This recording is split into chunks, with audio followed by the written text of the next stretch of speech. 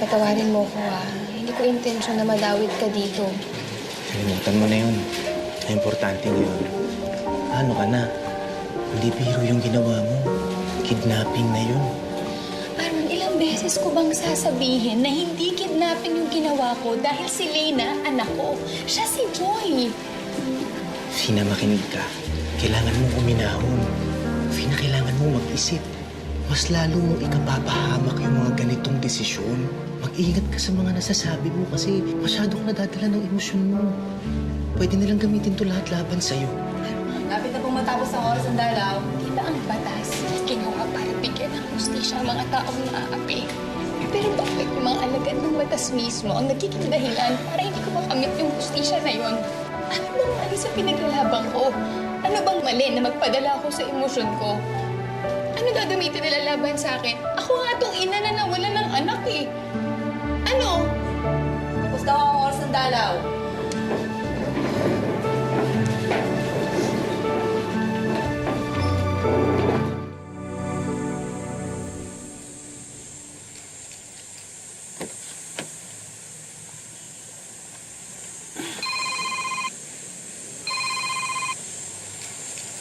Gaston, Miss Dolores, napanood mo ba yung balita nitong mga nakaraang araw? Oo nga pala. Reporter ka. Dapat alam mo yung mga nangyayari. anong tinutukoy mo? Yung babaeng tinutulungan mo, yung nawawala ng anak, kinidnap yung anak ni Mayor Trey Montilibano. Nagkataon lang yun. Miss Dolores naman, talaga bang tangan tingin mo sa akin? Marunong din naman ako magtahi-tahi ng mga kwento. Gusto mo ba? Ikwento ko sa iba yung napuro kong kwento. Na yung anak ni Pina na nawawala sa Baguio at saka yung anak ni Mayor Trey Montilibano ay iisa. Anong kailangan mo, Gaston? Tuparin mo yung pangako mo. Palabasin mo ako dito. Kung hindi, kakanta ako.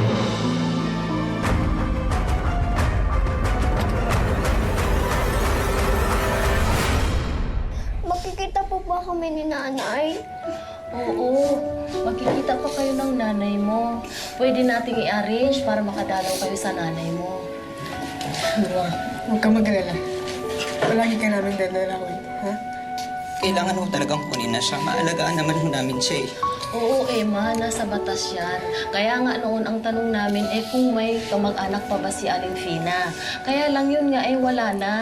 Kaya habang nasa kulungan siya, sa DSWD muna manirahan si Noah. Yan mo, Noah, ha? Bukas na bukas din. Dadalawin ka namin, ha? Halika na, akin na yung mga gamit niya. Huwag kayong mag-alala, hindi namin pababayaan si Mama.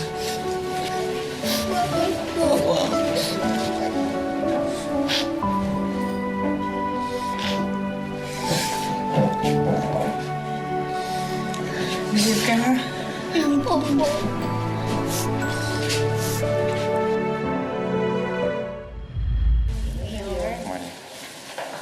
Nandito na po pala kayo, Mayor. Maaga natapos yung campaign namin sa public market. Bigla kasing umulan. Mayor, nandiyan na po pala si Senator. Ngayon na pa po naghintay. Okay, sige, salamat. Sige na. Ako yung kasunod. Ma, Hindi na ako magpapaligoy-ligoy pa. I've been thinking. Hindi biro ang itinago ni Juris ang tunay niyang relasyon kay Dolores na mag-ina pala sila.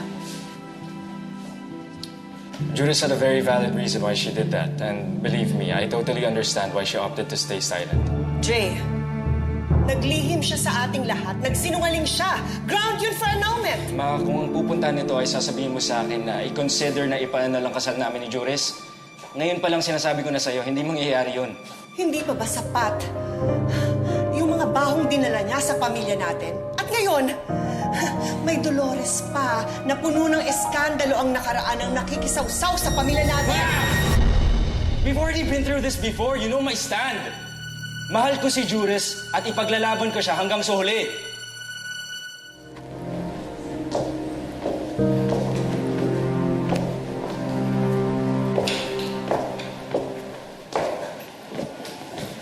Attorney Palapin. Hi, how are you? fine. Narinig ko na huli na daw at nakulong yung rapist ng kliyente mong si Estrella San Jose. Congratulations! Thank you, Attorney Mantiliban. No wonder sa'yo napunta yung dalawang domestic violence cases na naiwan ko when I resigned. That's right. In fact, bukas na yung hearing ng kasong yan. Talaga? That's good. You know, I see that you're always so busy. Ang dami mong hinahawakang kaso ngayon. Di ba yung kay Fina Banyaga, sa'yo rin? Matututukan mo pa ba yun? You know, if I were you, I think a smart decision would be to, I don't know, let junior counsels handle her case. I know what you're doing, Attorney Mantiliban. Because you are very much aware of my caliber as a lawyer, natatakot ka na maipapanalo ko ang kaso ni Fina. Sorry to disappoint you, but I will make sure Fina receives the justice she deserves. Excuse me.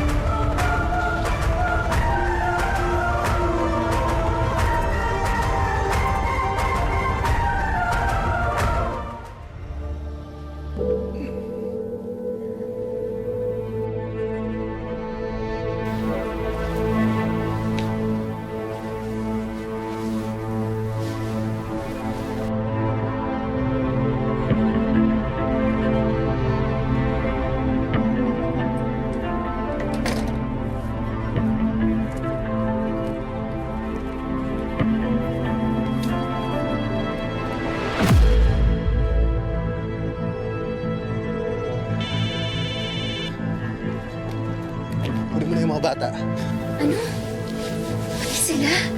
Katapusin niya na to. Pero ito na rin yung pagkakataon na makakatakas kayo. Bilisan niyo. Nandito lang ako sa labas naghihintay.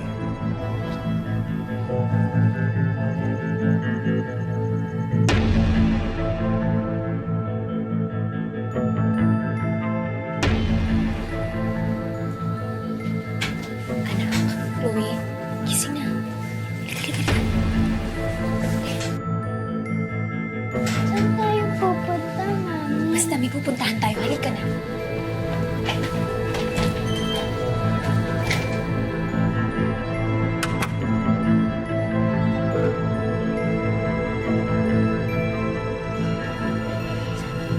Sabi, anak, gising.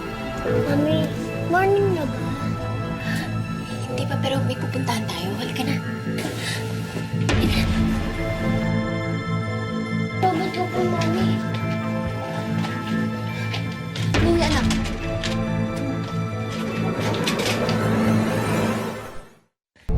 Mami, what about Daddy? Di ba tayo magpapaalam? Hayaan mo na siya matulog. Chloe, kunin mo.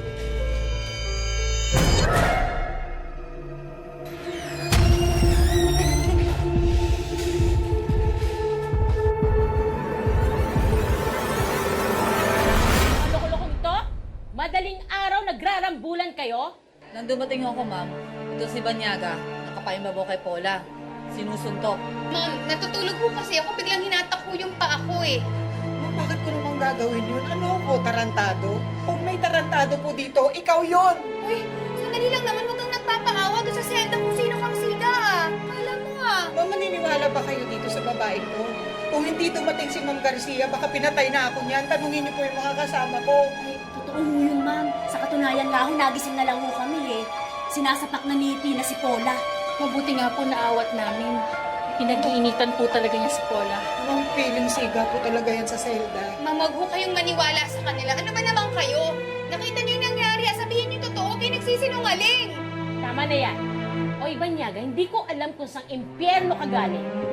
Pero alam mo, hindi uubra ang siga-siga dito eh. I-isolate na yan!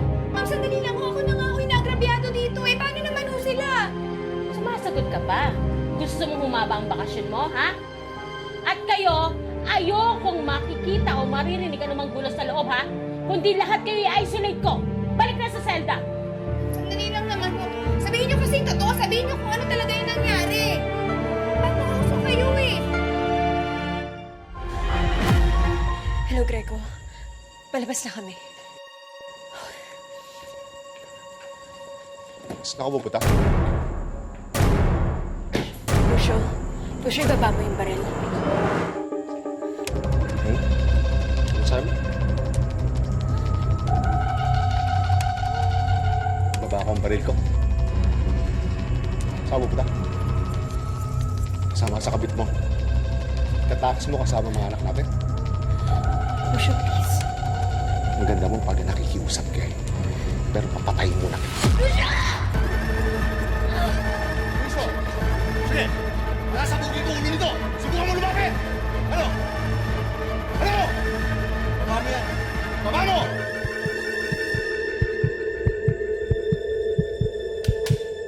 Spaggy! Nakikita ka ng mga bata. Ano? Hayop kayong dalawa. Ha? Iniputan niyo ako eh. Pagsasamahin ko kayo. Lucio, huwag mo idamay si Lolita dito. Wala silang kinalaman ng mga bata. Walang kinalaman? Eh di ba itong gusto mo? Ha? Kaya lagi mo ako pinag-iinitan eh. Gusto mo masolo ang sama ko? Pwes, pagsasamahin ko kayo sa impyerno. Pero sisiguraduhin ko hindi niyo makukuha anak ko. Sisiguraduhin ko yan. Undong! Mga anak ko din sila. They should be with me! Ay, tangina. Hindi yan totoo. Gagawin ko lahat para protektahan yung mga anak ko. Lolita. Ang shining armor pala itong gago na to.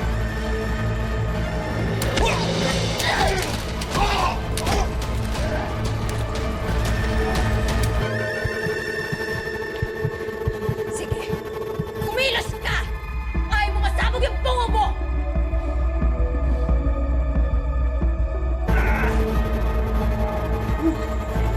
Tapos na, Lucio. Pakawalan mo na kami. Lucio, arestado ka na.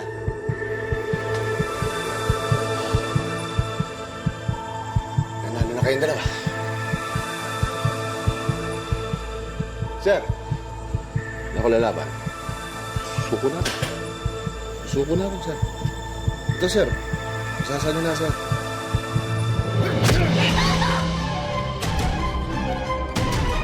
Grego, tama na! Tama na! Grego, tama. Tama na.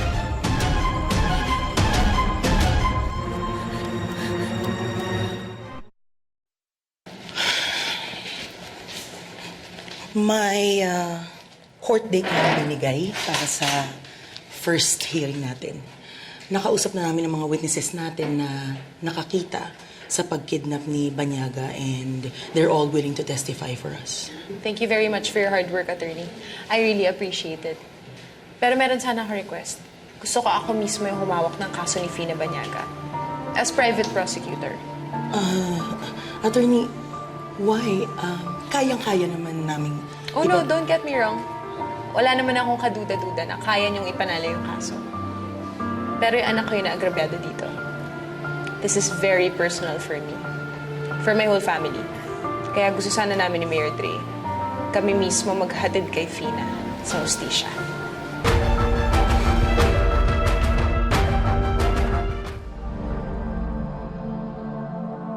Naiintindihan mo ba at ipinaliwanag ba sa'yo ng iyong abogado kung ano ang imidibintang sa'yo? Opo, Your Honor. How do you plead? Not guilty po, Your Honor.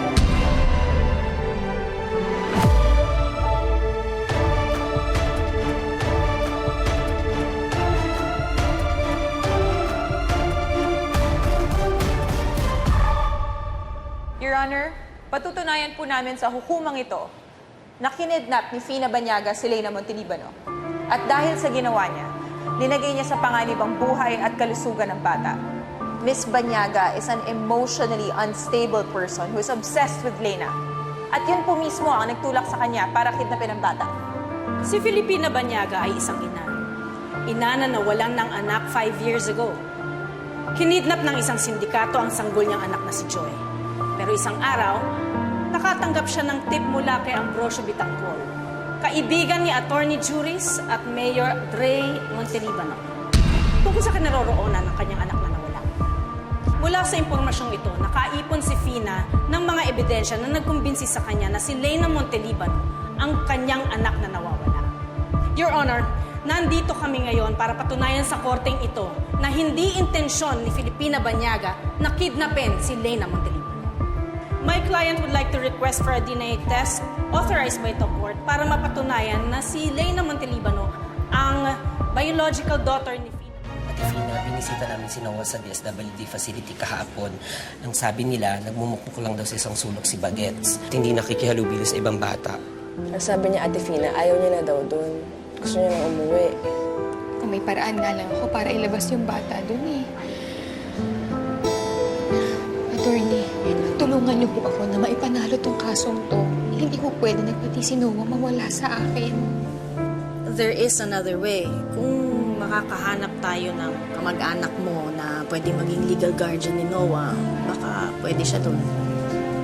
Wala ka na ba ibang kamag-anak na pwedeng umampun muna kay Noah kahit pansamantala lang? Wala. Wala na akong ibang pamilya bukod sa mga anak ko.